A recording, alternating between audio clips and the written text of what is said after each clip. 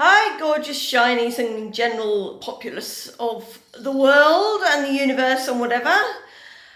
I've been watching videos from Jamie Dodger, and I suggest you follow him. Because he's brilliant, and it just makes me think so much about what it was like for me growing up.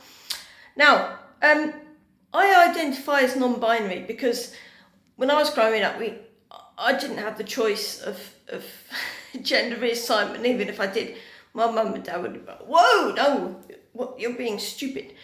Now, I'm very lucky that my husband, he kind of understands that I don't identify as a girl or a boy or whatever, and he doesn't see that as being part of any mental illness or anything, because I grew up like that. He's always known me like that, and so I'm 48 and I'm non-binary. And I cannot get the right bloody haircut to save my life. Guys, what do you do? I mean, okay, look, right. This is my really most comfortable garb. Okay, yeah, it's a cliche, right? It's a flannel shirt, it's a t-shirt, but you know what really, really annoys me?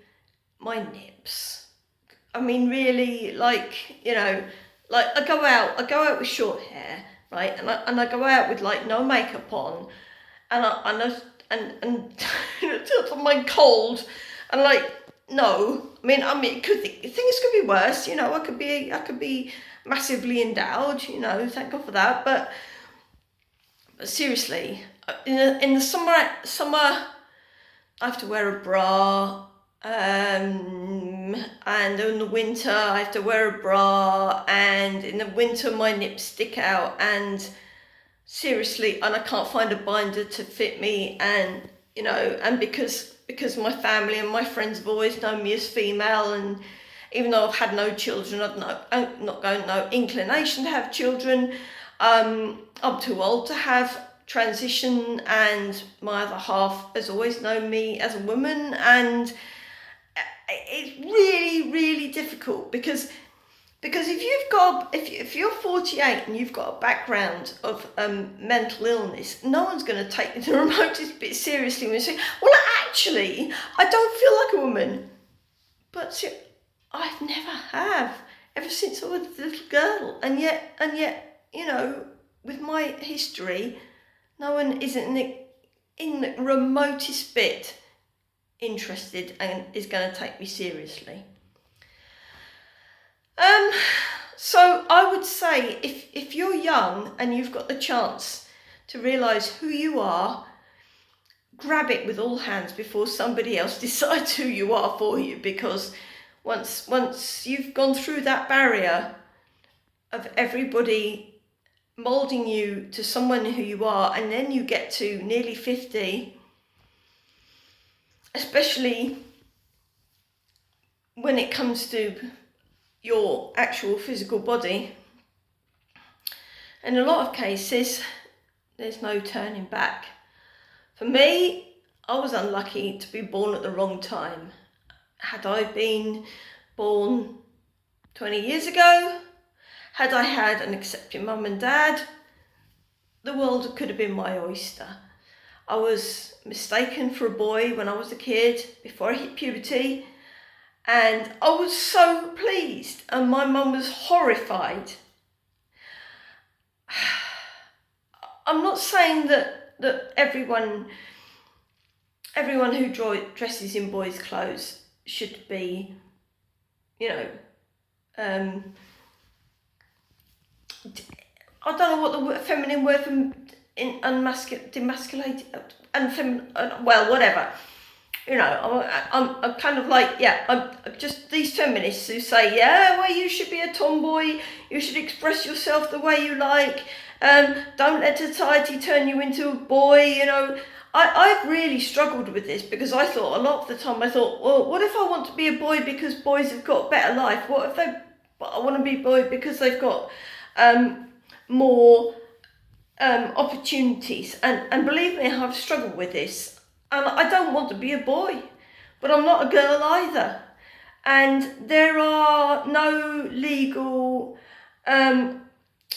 recognitions of being non-binary, and in the Gender Recognition Act, there's nothing in that either. So I mean, it's really difficult for people who just like, they're not man, they're not girls, they're kind of like somewhere in between.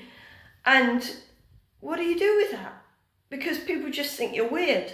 I don't know, or butch. Yes, because I have been chatted up by lesbians, and yes, I did like it. I'm sorry, but I did. It was lovely.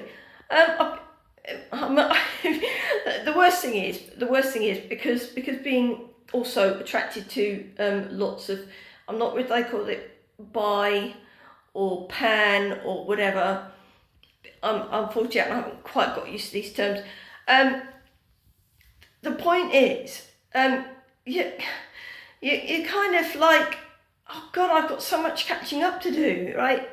And I don't want people thinking that I'm like creepy because I'm trying to get into this part of society now that I feel like I finally belong to. I don't want to be like a Yaniv, or I don't want to be like anybody really creepy, and I don't want to feel like I'm predatory or anything like that. But so it's really difficult for me, because even though I identify as bi and pan, or I can't even get my head around this anymore.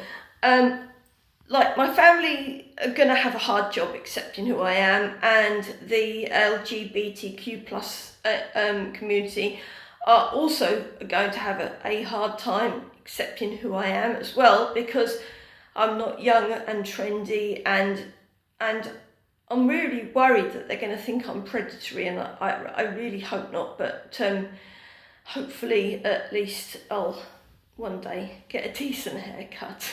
It's only cost me £5 at the barber's, and I'm regretting it already. So I don't know, what do you do? What do you do when you're older and you want to associate yourself with the LGBTQ plus community? I don't know. Answers down below, please. It's really scary. Because really I don't want to be labelled as a sort of like a pedo or a predator, or a queer chaser, or any of these things, because I've always felt like this, but I've never had an opportunity to express myself, because I didn't even know what this was even a thing. Imagine if you're a gay man 20, 30 years ago, and you grew up in the 50s and 60s where it was illegal, and somebody finally said, actually, you're relevant, you're fine, and then you came out. Now, imagine what it's like now for people who are non-binary and queer, and gender non-specific, or whatever it is you want to call it.